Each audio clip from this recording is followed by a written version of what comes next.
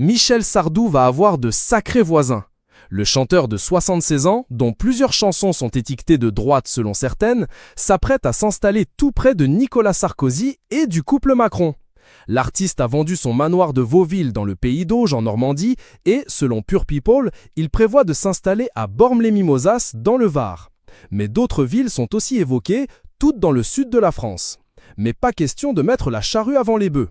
Pour l'instant, rien n'est fait, a souligné son épouse Anne-Marie Perrier à Var Matin. C'est en cours, mais pas signé, a ajouté une source du Var. Plusieurs agences immobilières sont déjà bien au courant de la probable arrivée de Michel Sardou dans le coin. Selon certains d'entre eux, c'est au Cap Bénat, une pointe rocheuse face aux îles de Porquerolles et de Port-Cros, que l'interprète du tube En chantant a prévu de s'installer.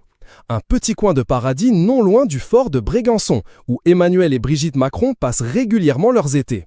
Peut-être le chanteur et le chef de l'État ont-ils déjà prévu de se donner rendez-vous sur leur jet-ski lors des prochaines vacances.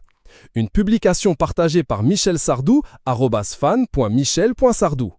Mais d'autres bruits de couloir indiquent que l'interprète de Afrique Adieu a plutôt jeté son dévolu sur une immense maison au Lavandou, tout près de Bormes-les-Mimosas et non loin du domaine du Cap-Nègre où Nicolas Sarkozy et Carla Bruni-Sarkozy ont l'habitude de passer leurs vacances. C'est là que se trouve la très protégée propriété de Marisa Bruni-Tedeschi, la belle-mère de l'ex-chef de l'État. Il a la bougeotte, Michel, après la Corse, après Megève et dernièrement la Normandie. Ce qui ne change pas, c'est la taille de ses maisons, toujours XXL, a ajouté l'un de ses proches à Var Matin.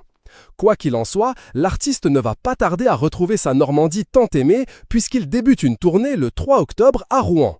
Michel Sardou. Dou a d'ailleurs passé son été dans la région, mais il a été un brin déçu du voyage.